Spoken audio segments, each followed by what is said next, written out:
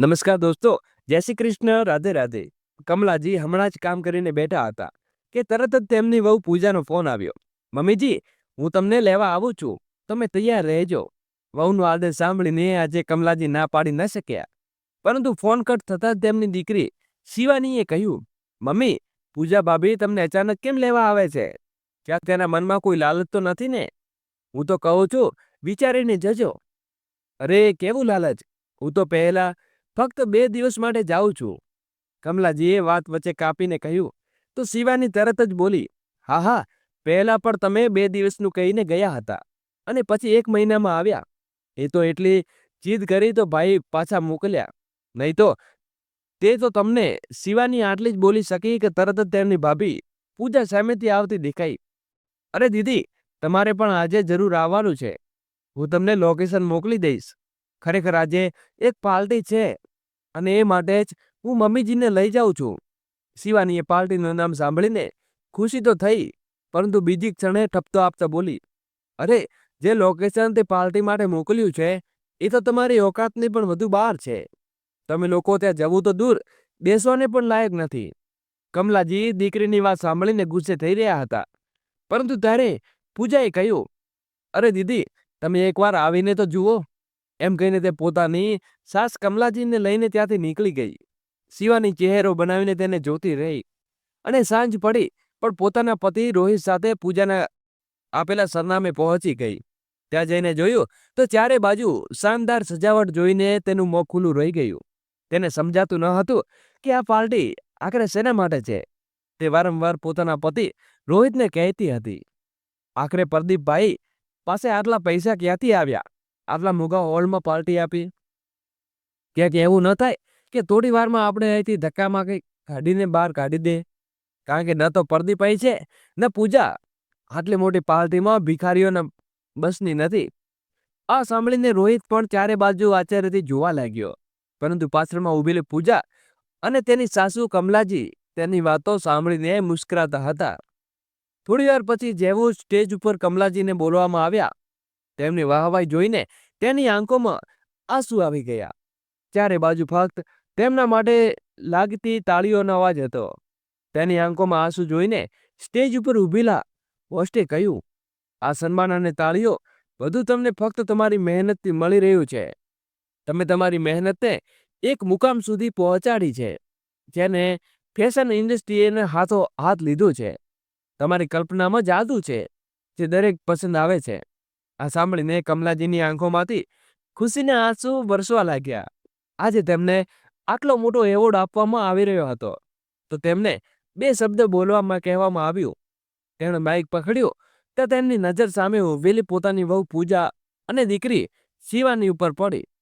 તેમણે કહ્યું, હું બધું બોલતી નથી અને જાણતી, પણ એટલું જરૂર કહીશ કે જ્યારે હું કંઈ ન હતી ત્યારે ફક્ત એક વ્યક્તિએ મારા ઉપર ભરોસો બતાવ્યો અને મને આગળ વધવા પ્રેરણા આપી. જીવનમાં તમને નીચે ખેંચનારા ઘણા મળશે, પરંતુ સહારો આપીને ચાલવાવાળું કોઈ એકાદ મળશે. મારા જીવનમાં એ સહારો મને, એમ કહેતા કમલાજીનું ગળું ભરાઈ આવ્યું. થોડો રોકાઈને તે બોલ્યા, એ સહારો મને મારી વહુ પૂજાનો આપ્યો છે. આજે તેના કારણે હું અહીંયા સ્ટેજ ઉપર સન્માનમાં હક સાથે ઊભી છું. થેન્ક યુ બેટા. એટલું કહીને કમલાજી સ્ટેજ ઉપરથી નીચે ઉતરી આવ્યા. આવતા જ તેમને બહુ પૂજાને તેમના ગળે લગાવ્યા. ત્યાં જ નજીકમાં ઊભેલી દીકરી શિવાની આ જોઈને ખરાબ ચહેરો બનાવવા લાગી. તે નજીક આવીને બોલી, મમ્મી, તમે મને કંઈ સમજતા જ નથી. મેં જે કર્યું તેનું આ ફળ આપ્યું. પપ્પાને જયા પછી મેં તમને સંભાળ્યા, આટલું ધ્યાન રાખ્યું અને આજે તમે સૌની સામે તમારી વહુનું નામ લીધું. આ પૂજાએ ન જાણે શું કરવાને પોતાનો કમાલનો રસ્તો શોધી કાઢ્યો છે. જુઓ, એક દિવસ આ તમારો ઉપયોગ કરીને તમને ધક્કો મારીને ઘરની બહાર કાઢી દેશે. આ સાંભળીને કમલાજીને ગુસ્સો ભરાઈને કહ્યું, ખબરદાર શિવાની, જો એક પણ શબ્દ વધુ બોલી તો પૂજાની કંપનીએ મને આટલું સન્માન આપ્યું છે એ તને હજમ નથી થતું? એટલે અંદરથી બળે છે. તું તારા દિલને પૂછ કે સચ્ચાઈ શું છે. શિવાની પણ ચીસ પાડીને બોલી, છોડો મમ્મી, તમે તો એના ઝાંસામાં આવી ગયા છો. અરે આ કંપનીમાં ટ્રે લઈને ચા પાણી પીરસતી હશે આને કોઈ ઓફિસર તો બનાવે નહીં. આવું તો તેણે પહેલા પ્રદીપભાઈને ફસાવ્યો અને હવે તમને પણ. આ સાંભળીને કમલાજી શિવાનીના ગાલ ઉપર જોરદાર તમાચો માર્યો અને ગુસ્સેથી બોલ્યા, મને વિશ્વાસ નથી આવતો કે મારા જેવી ઓલાદ જન્મ આપ્યો. આ સાંભળીને શિવાની પગ પટકતી ત્યાંથી નીકળી ગઈ. કમલાજી તેને જતા જોતા રહ્યા અને તેમને અહીં સુધીની સફર દરેક ક્ષણ યાદ આવવા લાગી. તેણે પોતાના એ દિવસોમાં પહોંચી ગયા જ્યારે તો એક સામાન્ય મહિલા હતા. પતિના જયા પછી દીકરી સાથે રહેવું તેમની મજબૂરી બની ગઈ હતી, કારણ કે શિવાનીએ તેમના ભાઈ પ્રદીપને કહીને મમ્મી પોતાની સાથે લઈ ગઈ હતી. પ્રદીપ, તું તો બહાર રહીને ભણે છે, એવામાં મમ્મી એકલા કેવી રીતે છોડી શકીએ? પપ્પા પછી તો મમ્મી જાણે સદમાં જગ્યા છે.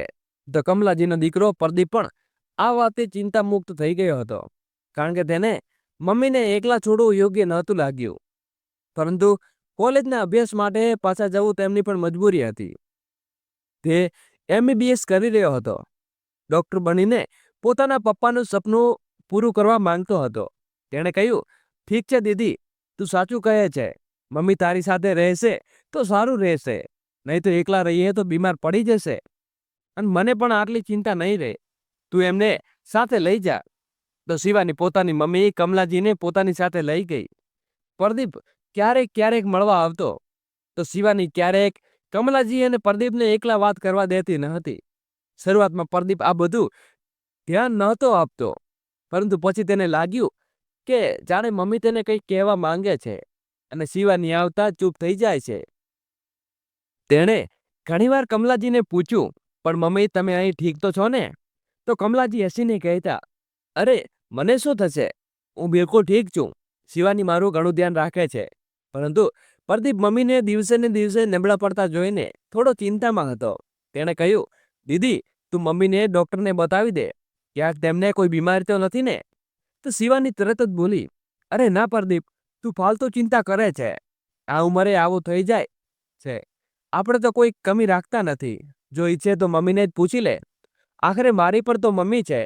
શિવાનીની આ વાત સાંભળીને પ્રદીપ કંઈ બોલી શકતો ન હતો. એકવાર તેને શિવાનીને ફોન કરી મમ્મી સાથે વાત કરવા કહ્યું, તો શિવાનીએ વાત ટાળતા કહ્યું, અરે પ્રદીપ, મમ્મી તો પાર્કમાં ફરવા ગયા છે, આવે એટલે વાત કરાવીશ. આમ ઘણા દિવસો વીતી ગયા હતા, પરંતુ શિવાનીએ એકવાર પણ વાત ન કરાવી.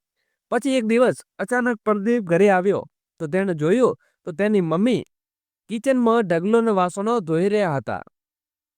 તો પોતાના ભાઈને અચાનક જોઈને શિવાનીએ વાત ફેરવતા કહ્યું, અરે મમ્મી માનતા નથી ને? કહે કે કામ નહીં કરું તો પણ શરીરમાં કાટ લાગી જશે.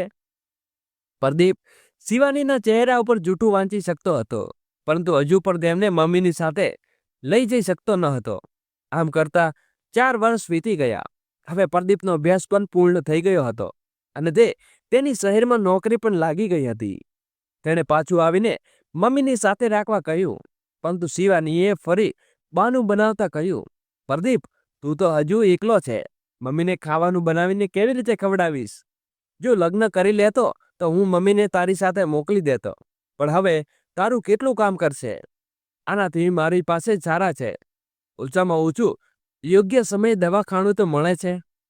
પ્રદીપે પોતાની મમ્મીને ચાલવા કહ્યું, તો તેમણે પણ કહી દીધું, ના બેટા, તારું ઘર વસી જશે ત્યારે આવીશ. બિચારી શિવાની મારું ઘણું બધું ધ્યાન રાખે છે. તું પણ બહુ સાથે આવી જા, પછી આવીશ. તો પ્રદીપે જલ્દી લગ્નની જાહેરાત કરી દીધી અને આગલા 6 મહિનામાં લગ્ન કરી લીધા. લગ્ન થયા પછી પ્રદીપે શિવાનીને ફરી કહ્યું કે હવે તો તે મમ્મીની સાથે લઈ જશે. હવેથી તે મમ્મીનું ધ્યાન પૂજા સાથે મળીને રાખશે. પરંતુ આ વખતે પણ શિવાની ગુસ્સે ભરાઈને બોલી, જો પ્રદીપ, લવ મેરેજ વાળી છોકરીઓને સાસુનું બિલકુલ ધ્યાન રાખતી નથી અને આ છોકરી પણ બિલકુલ ભરોસો નથી. મમ્મીને મારી પાસે જ રહેવા દે. છોડો. આ સાંભળીને પ્રદીપ આશ્ચર્યમાં રહી ગયો. ત્યારે દીદી દર વખતે આવીને તેને વાત ટાળી દે છે. તેણે પોતાની મમ્મી કમલાજીને કહ્યું, મમ્મી, શું તમારું મન મારી સાથે રહેવાતું નથી? હવે તક મળી રહી છે તો આવી જાઓ ને. કમલાજી પોતાની દીકરી તરફ જોતા કહ્યું, બેટા, હજુ તારા લગ્ન થયા જ છે. તને લોકો ફરો, મોજ કરો અને એકબીજા સાથે સમય ગાળો. મારી જેવી બુઢીના અકલમાં કેમ પડો છો? મને તો 2 રોટી ખાવાની છે, એ તો હું ગમે ત્યાં ખાઈ લઈશ. પૂજાએ પણ ઘણીવાર કહ્યું, પણ કમલાજીએ આવવાની ના પાડી દીધી. પ્રદીપ કંઈ કરી શક્યો ન હતો અને પૂજા વારંવાર કહેતી, પ્રદીપ, મમ્મીજીને ઘરે લાવો ને, મને તો લગ્ન પછી સાસરીમાં ફિલિંગ નથી આવી. મમ્મીજી હોત તો મને પણ તેમની સામે સાડી અને ખૂણકોની ચૂડીઓ પહેરવાની મજા આવત. હું પણ તેમની સેવા કરી લેત. એકવાર કોશિશ તો કરો, પ્રદીપે કહ્યું. અરે પૂજા, મમ્મી ના પાડે છે તો હું શું કરું? કેટલી વાર કોશિશ કરી લીધી, પણ દીદી તેને આવવા દેતી નથી અને ન તો આવવા માંગે છે.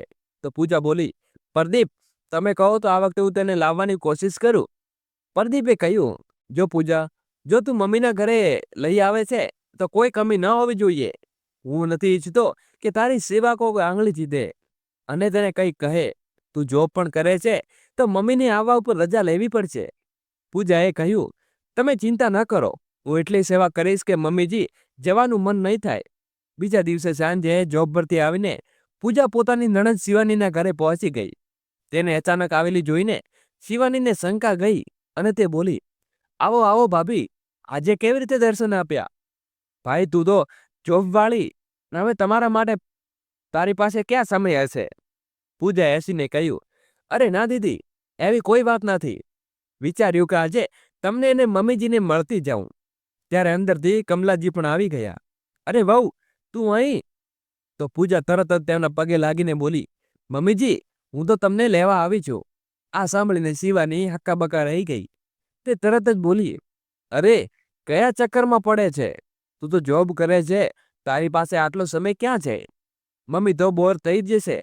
પૂજા બોલી, ના દીદી, આ વખતે મારી 2 દિવસની રજા છે, એટલે લેવા આવી છું. મમ્મીજી, તમે તમારું સામાન બેગમાં ભરી લો. આ સાંભળીને શિવાની તેનું મોં જોતી રહી અને થોડી વાર પછી તેણે ફરી બોલવાની કોશિશ કરી. અરે પૂજા, 2 દિવસ મળ્યા છે તો તું આરામ કર. મમ્મીજીની સેવા હું કરી લઈશ. પૂજા બોલી, ના દીદી, હું તો મમ્મીજીને લઈ જવા આવી છું. હવે તમે ના પાડો, ના ન પાડો અને પછી 2 દિવસની વાત છે. 2 દિવસ પછી તમારો ભાઈ મમ્મીજીને છોડી આવશે. હવે શિવાની કંઈ બોલી શકતી ન હતી. તે વિચારતી હતી કે પ્રદીપ સાથે હોત તો મમ્મીને જવા ન દત, ગમે તે રીતે રોકી લત, પણ આ તો સાંભળતી જ નથી. તેણે કહ્યું, ઠીક છે, લઈ જા, પણ 2 દિવસમાં મમ્મીને પાછા મોકલી દેજે. એમ કહીને તે પગ પટકતી અંદર ચાલી ગઈ. પૂજા પોતાની સાસને લઈને પોતાના ઘરે આવી ગઈ. દીકરા વહુના ઘરે આવીને કમલાજીની ખુશીનો પાર ન હતો. રાત્રે ઓફિસથી આવીને પ્રદીપે જ્યારે મમ્મીને ઘરમાં જોયા તો તેમની સાથે લાગીને બોલ્યા, મમ્મી, આજે મને એવું લાગે છે કે જાણે હું તમારા ઘરે આવ્યો છું. પછી ત્રણેય એક સાથે જમવાનું ખાધું. પૂજા કમલાજીને દરેક ખુશીનું ધ્યાન રાખતી હતી. બીજા દિવસે ત્રણેય બહાર આવવાનો પ્લાન બનાવ્યો અને બધા સાથે ફરવા નીકળવા ગયા. ઘણા વર્ષો પછી આજે કમલાજી એટલા ખુશ દેખાતા હતા, પણ 2 દિવસ પછી પાછા જવાનું હતું, એટલે થોડા દુઃખી પણ હતા. બીજા દિવસે વાતોમાં કમલાજીએ જણાવ્યું કે પહેલા તેમને કપડા ઉપર ભરતકામ કરવાનો ખૂબ શોખ હતો. જેવું દોરો જોતા તરત જ લાગી પડતા. થોડીવાર પછી પૂજા ભરતકામમાં કેટલાક રંગબેરંગી દોરા લઈને કમલાજીની સામે મૂકી દીધા. તે જોઈને કમલાજી ખૂબ ખુશ થઈ ગયા. અરે, તું આ પણ લઈ આવી? આ તો મારી ખૂબ પ્રિય યાદોની એક છે. પૂજાએ કહ્યું, હા મમ્મી, હવે તમે તમારો શોખ પૂરો કરો. રાત સુધી લાગેલા રહી પછી કમલાજીએ એક કપડા ઉપર સુંદર ભરતકામ બનાવી પૂજાને બનાવ્યું. પૂજા તેને જોતી રહી ગઈ. અરે મમ્મીજી, શું વાત છે? તમારા હાથમાં આટલું સુંદર ભરતકામ, મને તો વિશ્વાસ જ નથી થતો. કમલાજી બોલ્યા, વહુ, આ તો મારે કાલે જવું છે, એટલે ઉતાવળમાં આજે આવું બનાવ્યું, નહીં તો તું તારા હાથમાં ભરતકામ જોઈશ તો જોતી રહીશ. એમ કહીને કમલાજી હસવા લાગ્યા. બીજા દિવસે જ્યારે કમલાજીના જવાનો સમય આવ્યો તો પૂજા પહેલેથી ડરવા લાગી. જેને પ્રદીપને કહ્યું, પ્રદીપ, કંઈ કરો ને, મમ્મીજીને થોડા દિવસ રોકાઈ લો. પ્રદીપે થોડું વિચારીને શિવાજી ફોન કરીને કહ્યું, દીદી, પૂજાની તબિયત ઠીક નથી, તેને ખૂબ તાવ છે, થોડા દિવસ મમ્મીજીને અહીં રહેવા દો. પૂજા ઠીક થાય તો હું જાતે તેને છોડવા આવીશ. શિવાનીએ કહ્યું, હા ઠીક છે, પણ જલ્દી મમ્મીને મોકલી દેજે, તેમને દવા પણ આપવાની છે. એટલું કહીને તેને ફોન મૂકી દીધો. જેવું પૂજાને ખબર પડી કે મમ્મીજી હજુ નથી જતા તો તે ખુશીથી ઉછળી પડી. થોડી વાર પછી તે ઓફિસે ગઈ તો પ્રદીપે રજા લઈને ઘરે રોકાઈ ગયો. ઓફિસે જઈને પૂજાએ પોતાની સાસુનું ભરતકામ બધાને બતાવ્યું તો બધા જોઈને આશ્ચર્યમાં રહી ગયા. તેના એક મિત્રએ કહ્યું, એક આઈડિયા છે પૂજા, અને ત્યાં હેંગર ઉપર લટકાવી દે, અને જો કેટલાક ગ્રાહકોનું ધ્યાન આના ઉપર જાય છે, તે ખરીદવા માંગે છે, તેનું ઓર્ડર લઈ લે. આનાથી તારી સાસુનું નામ પણ થશે અને ફાયદો પણ. ખરેખર પૂજા એક ફ્રેન્ડ બ્રાન્ડ સ્ટોર મેનેજરને પદ ઉપર હતી. આખો દિવસ તેને સ્ટાફને સંભાળવાનું હતું. તેણે પોતાના બોસની પરવાનગી લઈને તે ટોપને બીજા કપડાની વચ્ચે લટકાવી લીધું. પણ તે પહેલો આશ્ચર્યમાં રહી ગઈ. જ્યારે ઘણા લોકોએ આ ટોપ વિશે વાત કરી, તે બધાને આકર્ષિત કરી રહ્યું હતું. તેણે તેનો ઓર્ડર કરી લીધો અને પોતાના વર્કશોપને આપવાનો નિર્ણય કર્યો, જેના માટે ઘણી પરવાનગીઓ લેવાની હતી. સાંજે ઘરે આવતા પૂજાએ પોતાની સાસુને આ ખુશખબરી સંભળાવી. તેમણે કહ્યું, અરે બેટી, હવે આ ઉંમરે હું ક્યાં કરી શકીશ? પૂજા બોલી, મમ્મીજી, તમારે ફક્ત શીખવાનું છે, બાકીનું બધું મારી ટીમ કરશે. તો કમલાજીએ હા પાડી અને બીજા દિવસે કામ શરૂ થઈ ગયું. 15 દિવસ પછી કમલાજીને પાછું જવું પડ્યું, કારણ કે શિવાની ઘરે આવીને બેસી ગઈ. તે બોલવા લાગી, મમ્મી, તમે તમારી દીકરીને તો ભૂલી જ ગયા. મને તમારી કેટલી ચિંતા થતી હતી. તંગારું ચેપક કરાવવાનું છે. આ બધું તો હું જ કરાવું છું. હવે પ્રદીપ પાસે ક્યાં આટલો સમય છે? તો કમલાજીએ નાટ છૂટકે જવું પડ્યું. ધીમે ધીમે સમય આમ જ પસાર થતો ગયો. હવે જ્યારે પણ પૂજા કમલાજીને પોતાની પાસે બોલાવાની વાત કરતી તો શિવાની તરત જ ભડકી ઉઠતી. શું ભાભી, જ્યારે મમ્મી મારી પાસે ખુદ છે તો તમે કેમ પીછો લગાવો છો? પૂજા ઈચ્છવા છતાં કંઈ કરી શકતી ન હતી. 2 મહિના આમ જ પસાર થઈ ગયા. એક દિવસ સાંજે પૂજાએ પ્રદીપને ઓફિસેથી આવતા જ ખુશખબરી સંભળાવી, જે સાંભળીને પ્રદીપ પણ ઉછળી પડ્યો. શું સાચે મમ્મીને એવોર્ડ મળવાનો છે? પૂજાએ કહ્યું, હા પ્રદીપ, આપણી કંપનીનો વાર્ષિક એવોર્ડ છે, જેમાં દરેક કેટેગરીમાં એવોર્ડ આપવામાં આવે છે. એકમાંનો મમ્મીનું નામ પણ સિલેક્ટ થયું છે, એ પણ નવા આવનારોના કેટેગરીમાં, જેમણે કંપની માટે કંઈક નવું કર્યું છે. આ સાંભળીને પોતાની મમ્મીની આ સિદ્ધિ પર પ્રદીપની આંખોમાં પણ ખુશીના આંસુ આવી ગયા હતા. પૂજાએ તરત જ કમલાજીને ફોન લગાવ્યો, મમ્મીજી, હું તમને લેવા આવું છું, તમે તૈયાર રહેજો. જો કે કમલાજીને ખબર નહોતી કે તેમને આજે એવોર્ડ મળવાનો છે. અરે શું થયું મમ્મીજી? તમે દીદી માટે ચિંતા ન કરો. તે થોડી વાર નારાજ છે, બહુ ઠીક થઈ જશે. અમે તેને મનાવી લઈશું. પૂજાનો અવાજ સાંભળીને કમલાજી વર્તમાન પાછા આવ્યા અને બોલ્યા, ના વહુ, તું એને નથી જાણતી. આ થપ્પડ ખાઈને આટલી શાંતિથી પાછી ગઈ નથી. એવોર્ડ ફંક્શન પછી ત્રણે ઘરે પહોંચ્યા તો શિવાની સામેની ઊભેલી જોઈને આશ્ચર્યમાં રહી ગયા, કારણ કે તેમને લાગ્યું કે શિવાની પાછી ગઈ હશે. ઘરમાં પરેશતા શિવાની બોલી, મમ્મી, તમે સૌની સામે મારી આટલી જ બેઇજ્જતી ઠીક છે. એના માટે હું તમને માફ ક્યારે નહીં દઈશ. પણ એવોર્ડ વગેરે આ બધું તમે ક્યારે કર્યું? મને કંઈ ખબર ન થઈ. મારી પાસે રહેતા પણ તમે મને કંઈ કહ્યું નહીં. શિવાની બોલી તો કમલાજી પોતાના ગયા વખતે 15 દિવસ રોકાવાની બધી વાતો દીકરી સામે ખોલી દીધી. શિવાની બોલી, ઠીક છે, એ બધું તો સારું છે, ચાલો હવે ઘરે પાછા જઈએ.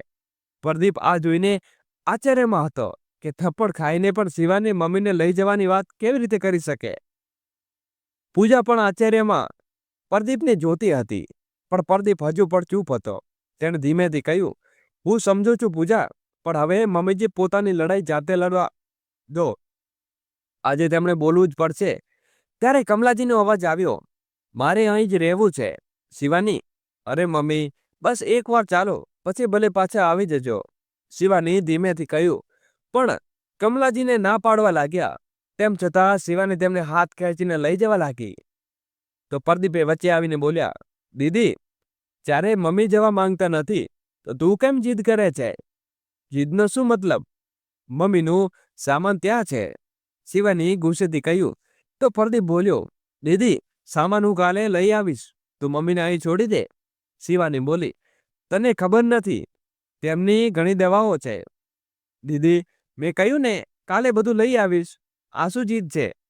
પ્રદીપે થોડા ગુસ્સામાં કહ્યું, પછી પોતાની મમ્મી તરફ જોતા બોલ્યા, મમ્મી, જો તમારે નથી જવું તો તમે બોલો કેમ નહીં? કમલાજી બોલ્યા, આ શિવાની, પ્રદીપ બરાબર કહે છે, મારે નથી જવું, તું જઈ શકે છે. આ સાંભળીને શિવાની કમલાજીનો હાથ પકડીને ખેંચતા કહ્યું, મમ્મી, તમારે ચાલવું જ પડશે. તમને લાગે છે કે આ લોકો તમને સારી રીતે રાખશે? બિલકુલ નહીં.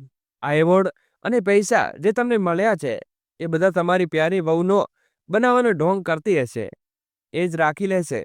આ લોકો તો પોતાના ફાયદા માટે તમને અહીં રાખવા માંગે છે. શિવાનીએ આવું બોલતી જોઈને કમલાજીને ગુસ્સો આવ્યો ને તે બોલ્યા, શિવાની, હવે આગ ચોંકાવાનું બંધ કર, નહીં તો ધક્કા મારીને બહાર કાઢી દઈશ. પણ શિવાની તો ન કટકી અને ન બોલી. મમ્મી, આ સ્ત્રીને તમારા ઉપર કયો રંગ ચડ્યો છે? ચૂપચાપ મારી સાથે ચાલો ને, હું તમને એની સાથે નહીં છોડું. આ વખતે કમલાજીએ શિવાનીને ફરી એક જોરદાર થપ્પડ મારી.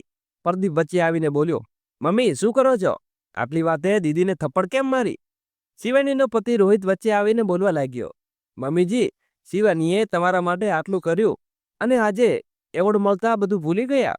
તમારો દીકરો તો લવ મેરેજ કરીને બેસી ગયો. ત્યારે કમલાજીએ ચીસ પાડીને બોલ્યા, ચૂપ થઈ જાઓ દામાદજી, આજે હું ચૂપ નહીં રહું. તમે બંનેને મારું ધ્યાન રાખ્યું હતું કંઈક બીજું, એ હું બહુ સારી રીતે જાણું છું. દોસ્તો, આગળ વિડીયો શરૂ કરીએ એની પહેલા વિડીયોને લાઈક કરી અમારી નાનકડી ચેનલને અવશ્ય સબસ્ક્રાઇબ કરી દેજો. આ સાંભળીને પૂજા અને પ્રદીપ એકબીજાનો ચહેરો જોવા લાગ્યા. પ્રદીપે કહ્યું, કંઈક બીજું એટલે શું મમ્મી? કમલાજી બોલ્યા, બેટા, આ બધું એ પૈસા માટે બોલે છે જે મેં છુપાવીને રાખ્યા છે.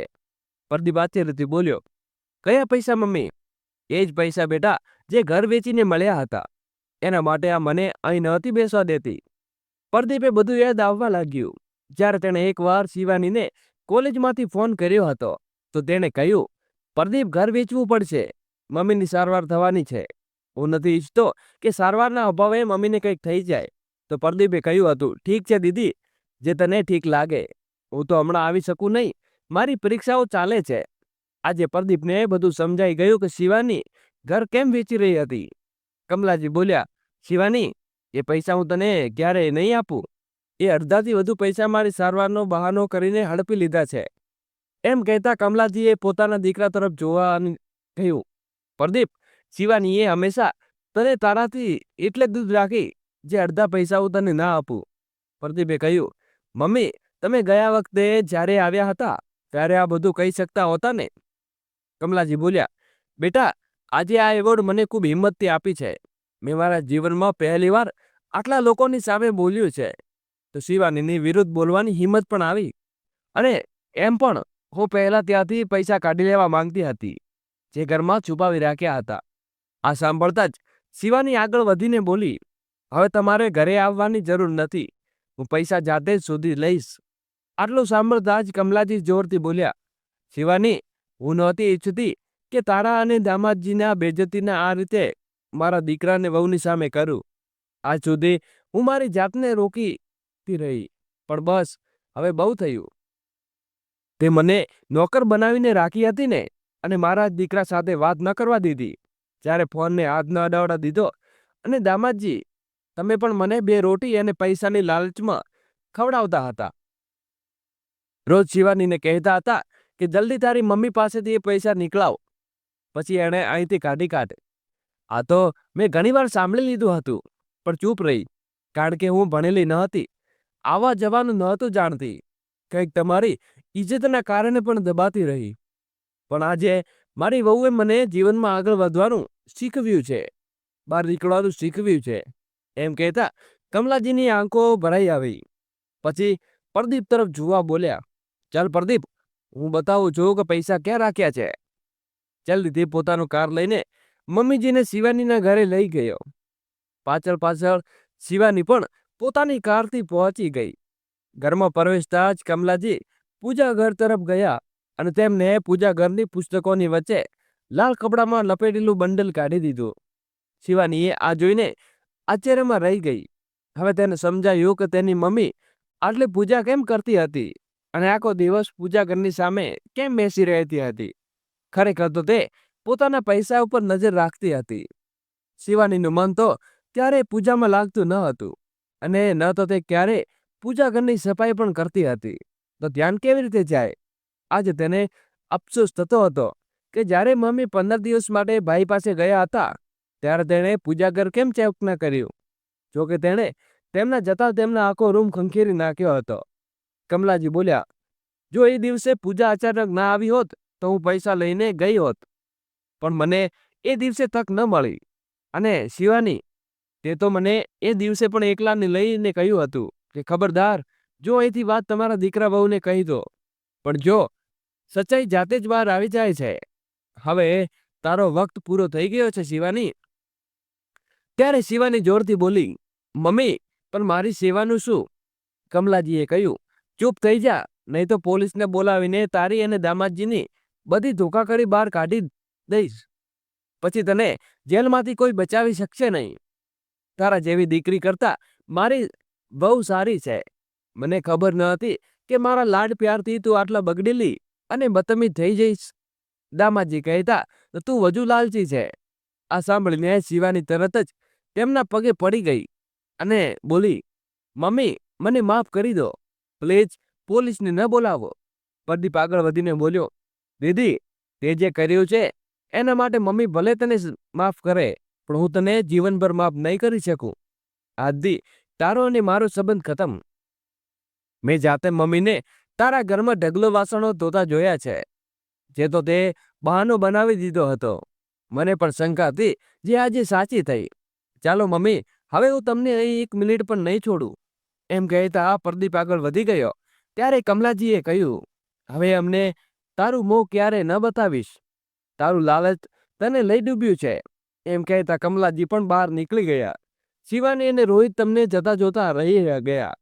કમલાજી કારમાં બેસીને પોતાના દીકરા સાથે પાછા ફર્યા. ત્યારે પૂજા તેમની રાહ જોતી હતી.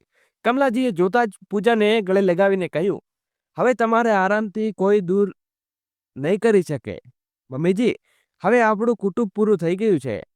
કમલાજીએ કહ્યું, ના બહુ, કુટુંબ તો પૂરું ત્યારે થશે જ્યારે હું દાદી બનીશ. એમ કહીને હસવા લાગ્યા. મમ્મીની વાત સાંભળીને પ્રદીપ અને પૂજાના ચહેરા ઉપર સ્મિત આવી ગયું અને બધા અંદરથી ગયા. હવે બધા સાથે ખુશીથી રહેવા લાગ્યા. તો મિત્રો, તમને આ વાર્તા કેવી લાગી? કમેન્ટ કરીને જરૂરથી જણાવજો. જો વાર્તા ગમી હોય તો કૃપા કરીને વિડીયોને લાઈક કરો, શેર કરો અને અમારી ચેનલને સબસ્ક્રાઈબ તો અવશ્ય કરી દેજો. અને દોસ્તો, સ્ટોરી નંબર 2 ચાલુ થાય છે. ઓફિસમાંથી આજે અડધા દિવસની રજા લઈને નેહા ઘરે આવી ગઈ. તે ઈચ્છતી હતી કે સીધી ડોક્ટર પાસે જાય, પરંતુ બપોરનો સમય હતો અને તે સમયે લેડી ડોક્ટરની ક્લિનિક બંધ હતી, જેને નેહા બતાવવા માંગતી હતી. ખેર, કલ્યાણમાં જ્યાં નેહાનું ઘર છે ત્યાં ક્લિનિક વધુ દૂર નથી. તેથી તેણે વિચાર્યું કે તેના પતિ આશીષની ઓફિસમાંથી પાછા ફર્યા બાદ તેની સાથે જશે. છેલ્લા કેટલાક દિવસોથી નેહાને સવારે ઉઠવાની ઘણી તકલીફ થઈ રહી હતી. તેને ખૂબ આળસ પણ લાગવા માંડ્યું હતું અને ક્યારેક સવારે હળવો તાવ પણ રહેતો હતો. તે રસોડામાં પણ બરાબર ખાવાનું બનાવી શકતી ન હતી. રસોડામાં મસાલાની ગંધ તેને અસહ્ય લાગવા લાગી હતી. શરૂઆતમાં નેહાને લાગ્યું કે કદાચ મોર્નિંગ સિકનેસના કારણે તેને આવું થઈ રહ્યું છે, પરંતુ આજે ઓફિસમાં પણ તેને કામ કરવામાં ખૂબ તકલીફ થવા લાગી હતી. તેથી તેણે ઘરે આવી ગઈ. આવતી વખતે તેણે આશીષને ફોન કરીને જણાવી દીધું, જેથી તે પણ ઘરે જલ્દી આવે અને તેઓ બંને ડોક્ટર પાસે જઈ શકે. બેઠીથી કલ્યાણનું અંતર ટ્રેનથી લગભગ 2 કલાકનું છે, જેના કારણે ઘરે આવતી વખતે નેહા સંપૂર્ણ રીતે થાકી ગઈ હતી. રોજ તો તેને થાકી હતી, પરંતુ આજે તેને થોડો વધુ થાક લાગ્યો. નેહાએ વિચાર્યું કે ઘરે જઈને પહેલા થોડીવાર આરામ કરશે, ત્યારબાદ ઘરના કામો હાથમાં લેશે. પરંતુ અહીં ઘરે પહોંચતા જ તેણે જોયું કે સાસુ સવિતાજીના સોફા ઉપર લગભગ આડા પડ્યા છે અને સસરાજી રસોડામાં છે. સામાન્ય રીતે સસરાજી રસોડામાં ભાગ્યે જ દેખાય છે. નેહા કંઈ બોલે તે પહેલા ઓફિસમાંથી વહેલી આવીને જોઈને સવિતાજી બોલવા લાગ્યા, અરે નેહા, તું એટલી વહેલી આવી ગઈ? સારું થયું, મારા માથામાં ખૂબ દુખાવો છે. મેં ઘણું મનાઈ કર્યું તો પણ તારા સસરાજી મારા માટે ચા બનાવી રહ્યા છે. જરા જઈને જો ને, તેઓ બરાબર ચા બનાવી રહ્યા છે કે નહીં. તું તો જાણે છે ને, ક્યારે બીજી સ્ત્રીની જેમ તેમને ચોરોનો ગુલામ બનાવી રાખ્યા નથી. ક્યારેક તેમની પાસે ઘરનું કોઈ કામ કરાવી નથી, એટલે તેમને બરાબર ચા બનાવતા પણ નથી આવડતું. હવે તું આવી ગઈ છે તો જઈને જરા ચા બનાવી લાવ. અને સાંભળ, મારા માટે પાણીની ગરમ થેલી પણ લઈ આવ. ખબર નહીં કેમ આજે સવારથી મારા ઘૂંટણમાં પણ દુખાવો છે. નેહા કઈ બોલે તે પહેલા નેહાના સસરાજી ચા લઈ અને ગરમ પાણીની થેલી લઈને આવી ગયા. નેહાને વહેલી આવેલી જોઈને બોલ્યા, અરે બેટા, તું ક્યારે આવી? ખબર હો તો તારા માટે પણ ચા બનાવી દેત ને. તું મારી ચા લઈ લે, હું મારા માટે બીજી બનાવી લઉં. આ સાંભળતા જ સવિતાજી ભડકી ગયા ને બોલ્યા, આ શું વાત કરો છો? ઘરમાં વહુ હોય ત્યારે તમે ચા બનાવશો? શુભે છે. તમે ચા પીવો, આ પોતાના માટે ચા જાતે બનાવી લેશે. જાઓ નેહા, કંઈક ખાવાનું પણ બનાવી લાવ અને તારા માટે ચા બનાવી લે. નેહાની આંખો ભીની થઈ ગઈ. તે ખૂબ બૂમ પાડીને કહેવા માંગતી હતી કે તેની તબિયત બરાબર નથી. રસોડામાંથી આવતી મસાલાની ગંધ તેને સહે નથી લગતી અને આ સમયે તે આરામ કરવા માંગે છે. પરંતુ તેણે કંઈ ન કહ્યું, કારણ કે તે જાણતી હતી કે જો હમણાં તેને કંઈ પણ કહ્યું તો ઘરમાં મહાભારત થઈ જશે અને તે ડોક્ટર પાસે ચેકઅપ માટે પણ જઈ શકશે ન તો હમણાં આરામ કરી શકશે. તેથી નેહા ચૂપચાપ રસોડામાં ગઈ અને તકલીફ હોવા છતાં પણ પકોડા બનાવી લાવી. સવિતાજીની સામે મૂકી અને પોતાના રૂમમાં ચાલી ગઈ હતી. સવિતાજી નથી ઈચ્છતા કે નેહા ત્યારે કોઈ બીજું ઘરકામ કરે, કારણ કે તેમનું માનવું હતું કે ઘરની વહુએ ઘરના બધા કામ કરવા જોઈએ. આમ સાસુનું માન અને શાન છે. જો આશીષ ક્યારે નેહાને રસોડામાં કે બીજા કોઈ કામમાં મદદ કરવાનો પ્રયાસ કરે તો તેઓ પોતાના દીકરાને ચોરોનો ગુલામ કહેવા ચૂકતા ન હતા. આ વાક્ય આશીષના પુરુષવતને ઠેસ પહોંચાડતું હતું. આ વાત સવિતાજી સારી રીતે જાણતા હતા. તેથી આશીષ સવિતાજીએ ઘરમાં કોઈ બીજા સભ્યની હાજરી ન હતી કોઈ પણ રીતે મદદ કરવાથી કતરાતો. થોડી વાર આરામ કર્યા બાદ પણ નેહાએ થાક દૂર ન થયો. ત્યાં સવિતાજીનો અવાજ આવ્યો, નેહા, ઓ નેહા, તારું કામ આરામ ફરવાનું પૂરું થઈ ગયું હોય તો રાતના ખાવાની તૈયારી શરૂ કર. આજે આનંદ અને સંગીતા આવી રહ્યા છે. બંને રાતનું ભોજન કરીને જશે. કંઈક સારું બતાવજે. નેહા સમજી ગઈ કે હવે આરામ કરવાનો શક્ય નથી, કારણ કે જ્યારે પણ નેહા, નણંદ સંગીતા અને નણદોઈ આનંદ આવે છે તો કોઈ પોતાની જગ્યાએથી હિલતું પણ નથી. પાણી પણ બધાના હાથમાં પકડાવવું પડે છે. સંગીતા અને સવિતાજી માં દીકરીના રૂમમાં એવા જામીને બેસી જાય છે જાણે વાતો કરવા સિવાય ઘરમાં કોઈ બીજું કામ જ નથી. સસરાજી અને આશીષ પણ ફક્ત આનંદથી સાથે બેસી રહે છે અને થોડી વારે ચા અને તેની સાથે કંઈક ને કંઈક ખાવાનું ફરમાઈશો.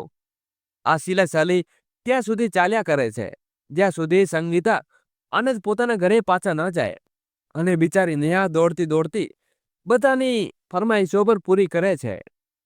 અને સંગીતાએ બધું વર્ષના 2 દીકરા અને મોનીને સંભાળતી રહે છે. જ્યારે પણ નેહા આ બીજે આશીષને કંઈ કહે તો તેનો એક પણ જવાબ હોય, તું શું ઈચ્છે છે તારી હાજરીમાં આનંદની સામે મમ્મીનું કામ, ઘરનું કામ કરે? થોડા કલાકો માટે આવતી મારી બહેન તારી મદદ કરે. પોતાના સાસરે તો એ બિચારી કામ કરે છે, હવે અહીં પણ કરે. કે પછી તું ઈચ્છે છે કે તું તારી આગળ પાછળ ફરું, રસોડામાં તારી મદદ કરું, જેથી લોકો મને ચોરોનો ગુલામ કહે? આટલું બધું સાંભળ્યા બાદ નેહા પાસે કંઈ કહેવા માટે રહેતું નહીં અને તે જીભ પર ફક્ત એક જ વાત કહેતી અટકતી જતી હતી. આટલું ભણી લખીને પણ આજે લોકોની માનસિકતા ત્યાંની ત્યાં જ છે. આજે પણ તેમના વિચારોમાં કોઈ ફેરફાર નથી. જો કોઈ પતિ ઘરનું કામ કરે તો પોતાની પત્ની નવો કામનો મદદ કરે તો તે ચોરોનો ગુલામ, અને પત્ની બહાર જઈને પોતાના કાર્યક્ષેત્રમાં આગળનો દિવસ કામ કરે તો પતિને આર્થિક રીતે મદદ કરે, ઘરનું બધું કામ કરે અને ઘરના દરેક સભ્યની જરૂરિયાતોનું ધ્યાન રાખે તો તે શું છે? ઘરની વહુ છે, ઘરની ગુલામ. નેહા પોતાના વિચારો ખોવાઈ ગઈ હતી કે સવિતાજીએ ફરીથી હાંસલ કરી અને નેહા તબિયત બરાબર ન હોવા છતાં રસોડામાં આવીને કામ કરવા લાગી. તેણે બધું ખાવાનું આનંદ અને સંગીતાની પસંદ મુજબ બનાવ્યું, જેથી તેને એ સાંભળવું ન પડે, અરે આ શું બનાવ્યું? આ તો આનંદે પસંદ જ નથી કે આ તો સંગીતા ખાતી જ નથી. તેની પસંદ કંઈક બીજું બનાવ. ખાવાનું બનતા બનતા આશીષ પણ ઓફિસમાંથી પાછો આવીને ગયો અને થોડી વારમાં સંગીતા પણ પોતાના પતિ અને દીકરા સાથે આવી પહોંચી. બધાને ચા નાસ્તો કરાવ્યા બાદ ત્યારે નેહાએ આશીષને કહ્યું, ચાલો આપણે ડોક્ટર પાસે જઈએ. તું તો જાણે જ છે ને કે મારી તબિયત બિલકુલ બરાબર નથી. ચાલી રહી ખાવાના સમય સુધી આપણે પાછા આવી જઈશું. નેહા આટલું કહેતા જ આશીષ બોલ્યો, અરે આ તું શું બોલે છે? હમણાં સંગીતા અને આનંદ આવ્યા છે. તેમને આ રીતે છોડીને જવું સારું નહીં લાગે. અને પછી આનંદ મારા વિશે શું વિચારશે? એક કામ કરીએ, કાલે જઈશું. આશીષની આ વાત સાંભળીને નેહાથી રહેવાયું નહીં અને તે બોલી ઉઠી, કઈ શું વિચારે? કોણ શું કહેશે તેની ચિંતા છે તને? પરંતુ બીબીની તબિયત ખરાબ છે, તે આવી હાલતમાં ઘર અને ઘરનું કામ કરી રહી છે, એની કોઈ ચિંતા નથી. કારણ કે તને તો ફક્ત અને ફક્ત તારી ઇમેજની ચિંતા છે. જો તું તારી સાથે જશે તો ક્યાંય કોઈ તારા પણ આવું વ્યંગ ન કરે. જો ચોરૂનો ગુલામ પોતાની બીબીને પાવલ ચાલીને ચાલ્યો છે તો ઠીક છે ને, તારી ઇમેજ સંભાળ. હું મમ્મીની સાથે વાત કરી લઉં અને ડૉક્ટરને બતાવીને આવું. એમ કહીને નેહા ત્યાંથી ચાલી ગઈ. લગ્નના 1 વર્ષ બાદ આજે પહેલી વાર નેહાને આ લહેરમાં આશીષ સાથે વાત કરી હતી. આ પહેલા તેણે ક્યારેય ન તો આશીષ સાથે કે ન ઘરના બીજા કોઈ સભ્ય સાથે આવી રીતે મોટા અવાજે વાત કરી હતી. નેહા ગુસ્સામાં તમસમતી હતી અને સવિતાજીના રૂમ તરફ આગળ વધી, જ્યાં સંગીતા અને સવિતાજીની વાતો કરી રહ્યા હતા. જ્યારે નેહા રૂમની નજીક પહોંચી ત્યાં તેને સાંભળ્યું કે સંગીતા પોતાના પતિ આનંદની ફરિયાદો સવિતાજીને કહી રહી હતી. તે કહી રહી હતી, મમ્મી, આનંદ મારી કોઈ વાત નથી સાંભળતા, નથી માનતા, ઘરમાં કોઈ પણ કામની મદદ નથી કરતા. ઘરનું બધું કામ મારા ઉપરથી નાના નાના બાળકને સંભાળવું. હું સવારથી સાંજ સુધી બધું કામ કરીને થાકી જાઉં છું. દોસ્તો, મારા પ્યારા સબસ્ક્રાઈબર મિત્રો, વિડીયોને આગળ શરૂ કરું એની પહેલા એકવાર કોમેન્ટ બોક્સમાં જરૂરથી કોમેન્ટ કરીને જણાવજો કે પતિ પત્નીની મદદ કરવું જોઈએ કે નહીં. જો હું આનંદને કંઈ કરવાનું કહું તો ઇલ્ટુ મારી સાથે નારાજ થઈને કહેવા લાગે છે, હું કોઈ જોરૂનો ગુલામ નથી કે તારા ઈશારે કામ કરું. અને જો ક્યારે આનંદ મદદ કરવા ઈચ્છે તો સાસુ તેને જોરૂનો ગુલામ કહીને તાણા મારવા લાગે છે. એક દિવસ તો સાસુમાં મને કહેવા લાગ્યા કે તારા માયકામાં પણ તારી ભાભી બધું કામ કરે છે, એ પણ જો જોબ કરે છે, જો તું કેમ નહીં કરી શકતી? મમ્મી, હું તો તંગ આવી ગઈ છું, કંઈ સમજાતું નથી કે શું કરું. અરે તું શા માટે પરેશાન થાય છે? તું આનંદને સમજાવવાનો પ્રયાસ કર. ઘર ગૃહસ્થી એકવાર બીબી નથી ચાલતી. પતિ પત્ની બંનેને મળીને આ ગૃહસ્થી ગાડી ચલાવે છે. આનંદ જરૂર સમજશે. અને હા, તું આનંદને બધાની સામે ક્યારે કોઈ કામ કરવાનું ન કહે. તે ક્યારે જોયું કે તમારા પપ્પાને કોઈની સામે કોઈ કામ કરવાનું કહું? ના ને, એવું નથી કે તારા પપ્પા ચા નથી બનાવતા કે ઘરનું કાંઈ કામ નથી કરતા, બધું કરે છે, પરંતુ એકલામાં. જેથી ક્યારેય કોઈ બીજાને એકલો હોય ત્યારે આનંદથી કોઈ કામ કરવાનું કહે. આનંદથી તારી સાસુ તાણા મારવાનો મોકો નહીં મળે, સમજી? સવિતાજીને સંગીતાને સમજાવતા કહી રહ્યા હતા. આ બધી વાતો સાંભળ્યા બાદ નેહાએ રૂમમાં આવી રીતે પ્રવેશ કર્યો કે જાણે કંઈ સાંભળ્યું જ ન હોય. નેહાને રૂમમાં જોઈને સવિતાજી અને સંગીતા એવા ગભરાઈ ગયા જાણે તેમને કોઈ ચોરીને પકડાઈ ગયા હોય. નેહા ખૂબ વિનમ્રતાથી બોલી, મમ્મીજી, આજે મારી ડૉક્ટર પાસે એપોઇન્ટમેન્ટ છે, મારે જવું છે. હું જલ્દી પાછી આવી જઈશ. ખાવાનું સમયની નાજુકતા જોતા જ સવિતાજી નેહાને જવાની પરવાનગી આપી દીધી. ડૉક્ટરને બતાવવાની જ્યારે નેહાએ ઘરે પાછી આવી તો આશીષની આંખોમાં પસ્તાવો અને દુઃખ હતું. તે જાણતો હતો કે નેહાને જરૂર છે. નેહા આત્મનિર્ભર છે. નેહા એકલી જઈ શકે છે, પરંતુ નેહા સાથે જવું તે તેની ફરજ હતી. અને લોકો શું કહેશે ના માયકા જાળમાં તે ફસાઈ ગયો હતો. નેહાને જોતા જ સવિતાજીએ કહ્યું, બધું ઠીક તો છે ને? ડૉક્ટરે શું કહ્યું? નેહા ઊંડો શ્વાસ લેતા બોલી, મમ્મીજી, ચિંતામાં કોઈ વાત નથી, બધું ઠીક છે, બસ કાલે એક ટેસ્ટ કરાવવાનો છે. એમ કહીને નેહા બધા માટે ખાવાનું પીરસવા લાગી. બધાને ખાવાનું ખાધું ને સંગીતા અને આનંદ ગયા બાદ નેહાએ આશીષને સમજાવ્યું કે ચિંતા કરવાની કોઈ વાત નથી, કારણ કે ટેસ્ટની વાત સાંભળીને આશીષ ગભરાઈ ગયો હતો. તેના ચહેરા ઉપરથી આ વાત સ્પષ્ટ દેખાતી હતી. કે બીજા દિવસે જ્યારે સાંજે નેહા રિપોર્ટ આવ્યો તો ખબર પડી કે નેહાને માં બનવાની છે. આ સાંભળીને બધાના ચહેરા ઉપર ખુશીની લહેર દોડી ગઈ. નેહાને માં બનવાની ખુશી તો હતી, પરંતુ એ વાત પણ જાણતી હતી કે બાળકને આવ્યા બાદ તેની જવાબદારીઓ અને કામ બમણું થઈ જશે, કારણ કે હવે પણ નેહાની સ્થિતિમાં કોઈ ફેરફાર ન હતો. નેહા માં બનવાની છે એ જાણવા હોવા છતાં ન સવિતાજી ઘરના કામોમાં તેમની મદદ કરી રહ્યા હતા કે ન આશીષ. સવિતાજીને ઘરના કામોમાં નેહાને મદદ કરવી એ સાસુની શાનની વિરુદ્ધ લાગતું, અને આશીષ જોરુનો ગુલામ કહેવાતો ન ઈચ્છતો. હવે તો સવિતાજીના તાણાની યાદીમાં થોડો વધુ તણાવ પણ ઉમેરાઈ ગયા હતા. જો કે આજકાલની વહુઓ પતિને આંગળીઓ પર નાચવા માંગે છે. અરે ભાઈ, અમે પણ બે બાળકો જન્મ આપ્યો છે અને કોઈની મદદ વિના તેમને ઉછેર્યા. અમને તો ક્યારેય કોઈની મદદની જરૂર ન પડી. અને આજકાલની છોકરીઓ બસ સાસરીવાળાઓ પાસેથી કામ કરવાની તકો શોધતી રહે છે. નેહા ઘરના કામ, ઓફિસના કામ અને ગર્ભાવસ્થે કારણે શ્વાસમાં થઈ રહેલા ઉતાર ચઢાવની પરેશાન થવા લાગી હતી, પરંતુ તેને કોઈ રસ્તો દેખાતો ન હતો. તે આશીષને સમજાવી શકતી ન હતી કે ઘરના કામો કરવા કે પત્નીની મદદ કરવાનો અર્થ જોરુનો ગુલામ બનવું નથી. અચાનક એક રવિવારે સવારે સંગીતા રડતી રડતી પોતાના દીકરાનું મૌન સાથે ઘરે આવી પહોંચી. સવિતાજી દીકરાને આ હાલતમાં જોઈને ગભરાઈ ગયા. આશીષ અને તેના પિતા પણ પરેશાન થઈ ગયા. સંગીતા કંઈ બોલ્યા વિના સતત રડી રહી હતી. ત્યારે નેહા સંગીતાને શાંત કરતા બોલી, આખરે વાત શું છે જે તું આ રીતે આવી ગઈ? કંઈક તો કહે. ત્યારે સંગીતા રડતા રડતા કહેવા લાગી, ભાભી, આનંદ મારી પાસે કોઈ મદદ નથી કરતો. આજે સવારે હું રસોડામાં હતી અને મોનુએ પોતાનો ડ્રેસ ભીનો કરી લીધો. જ્યારે મેં આનંદને કહ્યું તો તેઓ મોનુનો ડ્રેસ બદલી દે તો તેઓ મારી સાથે ઝઘડવા લાગ્યા અને કહેવા લાગ્યા કે આ તારું કામ છે, તું સંભાળ. જ્યારે મેં કહ્યું કે હું રસોડામાં વ્યસ્ત છું તો આનંદ મને કહેવા લાગ્યો કે હું કોઈ જોરુનો ગુલામ નથી કે તારા ઈશારે નાચું. અને એટલું જ નહીં, આજે તો આનંદે મારા ઉપર હાથ પણ ઉપાડ્યો છે. હવે તમે જ કહો ભાભી. ભાભી, પોતાના બાળકને કપડાં બદલવાની શું જોરુનો ગુલામ થઈ જવાય?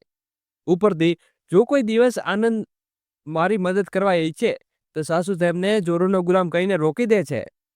સંગીતાજીનું આટલું કહેવું તો સવિતાજી સંગીતાને ઠપકો આપતા કહેવા લાગ્યા, મેં તને આટલી વાર કહ્યું છે કે બધાની સામે આનંદને કામ કરવાનું ન કહે.